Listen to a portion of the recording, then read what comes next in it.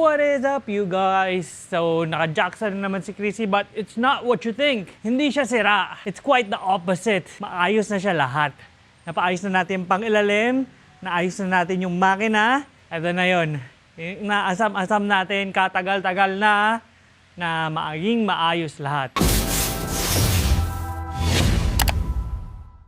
That is why I think this is the perfect time for us to go over everything we've done to Chrissy. Lahat ng parts na kinabit natin, lahat ng in-upgrade natin, lahat ng inayos natin, iisa-isahin na natin siya ngayon. And also, we'll be changing our oil. And we won't be using GP lubricants this time. Pero let's do our change oil right now. Kasi since, sabi ko sa inyo, maayos na lahat, I guess it's time to change the oil on this motor. After 2 sessions of dyno, after going to Clark a couple of times, after fun run sa Tagaytay, ngayon pa lang natin papalitan to, so let's go. So meron nag-alok sa akin na kaibigan natin na try ko daw gamitin yung langis niya. And about this person, he formulated his own oil. Itong taon to is magaling sa makina, may alam sa makina. He knows the flow of the engine, he knows what the engine needs. Kaya sabi ko sa kanya, let's go, subukan natin yung langis mo. And wala nang iba yon kung hindi si our very own friend, Mickey Maso, speed tuner. We have here our Super Oils 10W40. So, ito yung sariling langis ni Mickey Maso na ginagamit niya rin sa mga kotse niya. Ngayon, gagamitin natin sa K24 natin. Subukan natin tong langis niyan to. So, before we change our oil, I'm letting it cool down for a while. Habang nagko-cool down siya, isa-isahin na natin yung kinabit natin sa makina. So, we have our K24 A3 engine. So, from a B16A, nagpalit tayo ng K24 na kinuha natin kay Tusog. So, shout out kay Tusog. So, let's start with the obvious. Kitang-kita mo naman, ang intake manifold natin is a Skunk 2 Ultra. We have a 70mm throttle body, Hasport engine mounts, full row radiator from an FD, this pulley delete, kasi naka-EPS tayo, so dito yung power steering nung K-series dati, dinilit na natin yon, pinalitan ng ibang pulley. You have your filler neck ng radiator dito na sa engine. A fuel regulator, an aftermarket fuel rail, hindi ko alam kung anong brand yan. You have your huge ass filter. You have your fuel filter here, external fuel filter. And our headers here on our K24 is from Tito Ace. We call it the diamond headers. Pero hindi ko alam kung anong brand yan. And of course, to connect all that, we have an engine harness from Wireman Tampi kay Noli sa JC Electrical.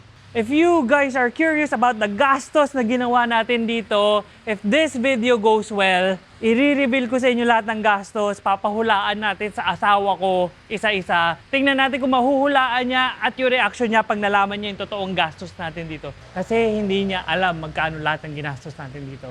Ang LED bulb naman na gamit natin for our headlight is none other than Keyon Sondra. Mapapa-good morning ka sa gabi. O maski madilim, mapapa-good morning ka. Nakalimutan ko na, basta parang ganun. For our chin, this is an OEM style na parang plastic na flexible siya, hindi siya nababasag. This one is from Franklin Lou. And kung hindi pa obvious, yung livery natin is galing kay Decal Republic. Minodify ko lang yung konting stickers. Pinagawa ko dun sa gumagawa ng sarili ko stickers like this M-Clicks na bagong logo natin, this banner, yung mga nasa hood natin, galing na dun sa pinagpapagawa ko ng sticker yan. So, let's move on with the wheels, tires, brakes, and suspension setup. So, let's start with the tires. Nankang NS2R 215-45-16 from JSM Tire Center. Wala nang iba, kay Lord Boyok, shout out. Pati yung Rota wheels natin na 16x7 offset 40, galing rin kay JSM Tires yan, na repainted with a custom color red for our specifications by Noti Mags Refurb Restoration kay Tito Jun. So this being a 40 offset, naka-spacer pa tayo. Kumpara dun sa mga nagtatanong kung paano yung tire setup natin, wheel setup natin, ito yon. Meron tayong spacer na 3mm and 10mm. Siyempre, if you're going to use spacers on your car, hindi ka pwede na ganito kakapal. Hindi ka pwedeng stock na stud lang. We are using DLC long studs. partnered with DLC open-end lug nuts. The most na kaya mong gamitin for your stock studs is around 5mm. Ganun lang kakapal. Pag sumobra pa doon, alanganin na yun, baka mamaya matanggal na yun yung gulong mo, wala nang kapitan yung lug nuts mo. So, for our brake setup, naka-AP Racing tayo with floating rotors. Kalimutan ko lang yung size ng rotors natin, pero this one is from Buds. So, ito galing kay Boss JM to. Thank you, Boss JM. So, ang coilovers naman natin is Yellow Speed na naka-coil jacket Manila. For our upper arm, naka-hard race tayo na camber kit. And we added a traction bar. And for the rear naman, to get this set up, 10mm lang yung sa likod. Wala na siya nung 3 na additional na manipis. And also, we had to grind all this up sagad. As in sagad. Kung gusto mo i-fender roll, go for it. Walang problema doon. Ako ayoko lang ng fender roll kasi napupull to palabas. Mas gusto ko siyang ikakat ko na lang siya tapos i-grinder para walang sharp edges. As in, yun, masasagad ko pa siya ng sobra. So, nagpalit tayo ng rear disc brake na naka-slotted rotors, naka-steel braided lines, naka-LCA subframe tayo. Yung coilover natin sa likod is ball type pa rin. For our exhaust naman, we have our Speed Factory 3-inch inlet kasi yung mid-pipe natin all throughout is 3 inches na. So, yan yung kinuha natin na exhaust. We also swapped out our roof with the carbon roof from Carbon 101 kay Boss Jeff. Kasi bulok na yung roof natin. Magkano yung roof cut ngayon na JDM? It's around 35K na ata, more than, hindi ko na maalala, na wala pang install yun. And this one, I got this around 38 ata, parang ganun, 35, 38. Hindi ko na rin maalala, na with install na. Plus, hindi pa to nabubulok maski anong mangyari. Eh, yung JDM na bubong, lata pa rin yun, nabubulok pa rin yun, maski anong gawin mo. Ito, since carbon roof na, hindi na talaga siya mabubulok maski anong mangyari. The only problem with this roof, kung maselan ka, marami siyang alon. And also, I need to have this PPF para hindi siya nagagasgasan kasi this one, hindi mo na matatanggal once nakabit siya. I mean, pwede matanggalin, pero you get what I mean. Kaya poprotektahan natin siya, ipapa-PPF natin to. For our wing naman, we have the spoon wing na carbon. So I think we pretty much covered everything from the exterior and the engine. I think malamig na yung makina natin. Pwede na natin i-drain yung langis bago tayo mag-move on sa interior. We have our ratchet and our socket. So first step you do is to loosen up your drain plug. Okay, loose na. Tapos, dinidrain na natin langis. Sprayan mo ng brakes and park cleaner para luminis. So, after that, punasan mo lang, tapos itabi mo lang siya sa somewhere you can remember kung saan mo siya nilagay. Ayan, paalala nyo sa akin, nasa may radiator siya. So, when draining the oil, don't forget to remove your oil cap and your dipstick. Punasan na rin natin to. So, yung oil filter naman natin, ayan, madali, easy access lang siya. Sa B-Series kasi nandito yung intake manifold mo, so nasa ilalim pa siya, dudukutin mo pa siya from the bottom. Pwede mo naman dukutin from the top kaso medyo mahirap lang. Ito, easy access lang dyan. Just be careful with the headers, baka madikit ka dyan. Pag mainit pa yan, lapnos yung kamay mo. So yan, yung oil filter natin, papalitan na rin natin. And there's our oil filter. Ayan o. May mga grasa from the axle kasi nag-reseal tayo na axle boot. Tumaga siya. Buti lang naka-gloves tayo. There's our oil filter. So here's our new oil filter. When swapping out your oil filter and replacing it with a new one, get your engine oil and your new oil filter, fill it up with oil. Huwag naman punong-puno na matatapon pag nilagay mo pag binalik mo dun sa lagayan niya. Just enough para meron na siyang laman. Pag hindi na siya kailangan punuin pa ng makina pag nagpaikot ng langis. So, I think that's enough. Tapos, don't forget to lubricate the O-ring para pag nilagay mo, smooth lang siya. Yan. Lubricate the top part. And now, it's ready to be put back. So, ibabalik mo lang to dito sa lagay ng oil filter mo. Hand tighten mo lang tapos konting adjustment lang using your oil filter tool. Hindi siya kailangan sobrang higpit. As in, hindi siya kailangan sobrang higpit. So, oil drained, oil filter replaced, tapos na. siguro patuluin lang natin siya hanggang matapos tayo discuss yung interior natin para completely drain siya. So for the interior naman, we upgraded our windows. Galing tayo sa manual windows na nakuha natin si Chrissy. Pinalitan natin ng power windows. Courtesy of Tito Ace, galing yan sa race car niya. Tapos kinabit niya yung manual window natin dun sa school car naman. So yeah, I opted with the power windows kasi like what I said, ano to eh, we're going to bring Chrissy everywhere. Road trip natin siya para mas convenient lang. Nag-power windows tayo. And you guys all know about our seat. Bride yan na nire-up. Kay Mang Dani ko pinagawa yan. Unfortunately, di ko alam kung anong Facebook niya. Pinupuntahan ko lang siya sa shop niya. Flamingo Street. Corner. Nakalimutan ko na anong corner siya. Basta near Sports Center lang. Ayan. Bride na full bucket seats. Nakasabel tayo na kinuha na naman natin kay Tusog. So, ang dami natin parts na nakuha kay Tusog, no? Dito naman, tayo, Momo Monte Carlo na steering wheel. Naka-works bell tayo na quick release and short hub. Sure ako, walang alog yan na maski ano. Sa presyo ba naman yan? If you know, you know. Tapos, naka-AFR tayo, AEM. Naka 3D printed na pillar. Gauge holder sa aircon vent. Nakita ko lang rin, nirecommend lang rin sa akin yan ni Tito Ace from Facebook. Tapos naka-stock tayo na manual. ESI siguro yan. Kasi may tachometer, not sure. Na gauge. Tapos not working radio. Dami lang yan. Billet aluminum shifter. Recommended Tito Ace. By the way, 6-speed nga pala yung transmission natin. I forgot to mention. We have a Type R shift knob na 5-speed lang. Fun fact, itong Type R shift knob na to is from my EK9 dati. Nagkaroon kasi ako ng legit EK9 dati. So, yan na lang yung natira sa akin na part niya, remembrance sa kanya. We have our ECU K-Pro. Ayan. We opted with the K-Pro just to be sure. Kasi sabi nila, gusto ko sana fuel tech dahil dun sa gauge cluster niya na. Kaso sabi, recommended ng tuner and builder, go with the K-Pro if you're planning to use it in a daily basis. On a daily basis. So, pretty much yun lang interior natin. Wala pa rin tayong headliner hanggang ngayon. May ibang sidings natin, nalinis na natin, nakabit na natin. Medyo kinukompleto ko siya. Lahat ng pwede ikabit, pwede.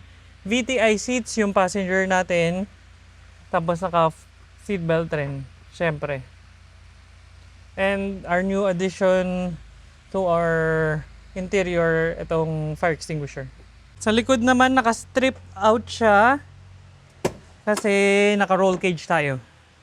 Yan yung roll cage natin. Fully welded na siya sa chassis. Medyo I regretted not doing the full cage. Dapat pala nag-full cage na ako instead of a half cage. Pero yan ay meron ngayon, so yan muna yung pagtsatsagaan natin. This was built by Tito Ace Powerhouse as well. Yan. Aside from that, that's everything in the interior.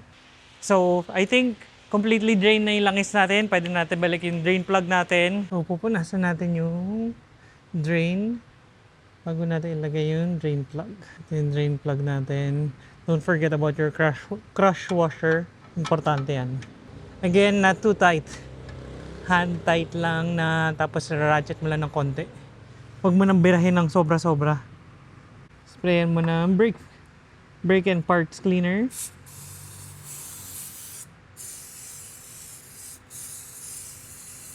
Yan, para malinis yung oil pan mo. And of course, higpitan mo na. There's our used oil. This is GP Lubricants.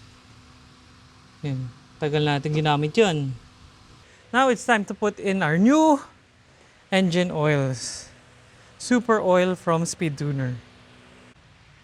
Whew. Pero syempre, bago natin gawin salinan ng langis yan, we have to put down the car para naka-level siya. Kasi ngayon naka-tilt siya para masukat natin na maayos yung level ng oil. So, first liter of super oil going in. 10W40 ang gamit natin. Galing kay Speed Tuner. Ayan. So, 4, sasalin natin dire-diretso, tapos tingnan natin yung pang-5 kung gaano karami pa sasalin natin. Number 2.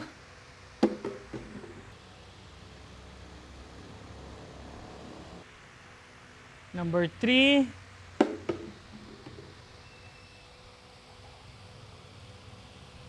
And number 4. So, naka 4 liters na tayo. Now it's time to check the level of our oil. Kung sapat na yung 4 or kailangan natin dagdagan. Dipstick. Kasi alam ko usually ang K-series is 5 to 6. Okay, there you go. Kulang pa. Okay, nagsali na tayo ng kalahati. Check natin ulit kasi mas madali mag-check, magdagdag kaysa sa magbawas ng sobra. So, everything set. The level is good.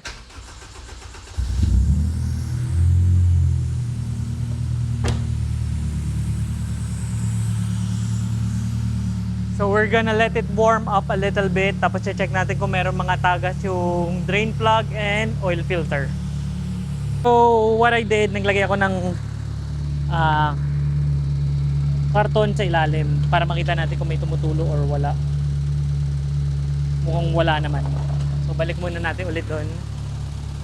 Tapos let's give it some more time to run. So we're basically done with our walk around kay Chrissy sa parts, sa mga kinabit, sa mga pinalitan, sa specs ng fitment natin, sa change oil natin. Hello? Ilang liters ang langis ng K-series? Para sa oil pa, usually 5 lang. 5? Sige, kulang ako. 4.5 lang nilagay ko eh. May dipstick yan, dapat mo gamitin. Ay, pag bunot ko, dun, bago ko i-start, tama na. Pag bunot ko after ko i-start, wala. Boss? Oo, wala. Tuyo. Hindi mo. Sige, okay, dadagdagan ko lang. Kundi 5 and a half na. Sige, okay, thank you. Okay. Bye-bye. So, if this video goes well, maganda kinalabasan na itong video na to, iisa-isahin natin yung presyo na ginastos niyan natin dito sa kay Chrissy, sa K-swap, sa buo, sa kotse, everything.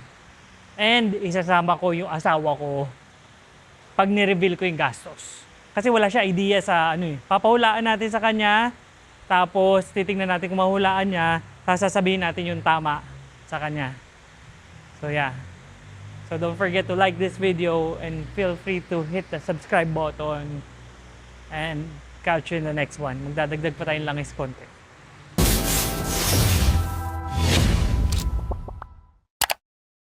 May nakita akong piso dito sa sahig kanina eh. Okay, I found it. Here's the 1 peso coin. Bakit ko hinahanap yung 1 peso coin?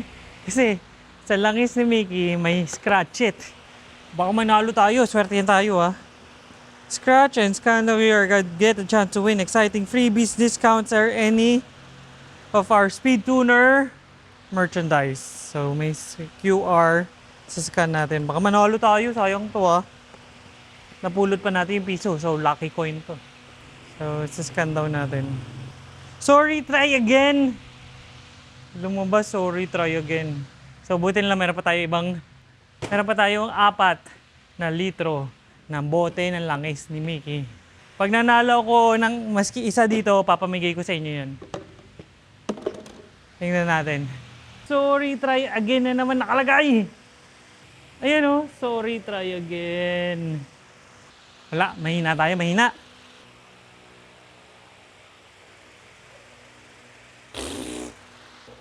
Meron pa tayo isang bote kaso nasa trunk na eh. Ayoko na kunin pa. Baka yun yung winning battle. Oh my! Hindi tayo nanalo. Wala tayo nakuha. Kala ko pa naman lucky peso coin na yun dahil lang pulot natin. So syempre inalis ko na rin yung GP lubricants dito sa hood natin. Kasi hindi na GP lubricants gamit natin. So babalik na natin to. Yan. There's our hood.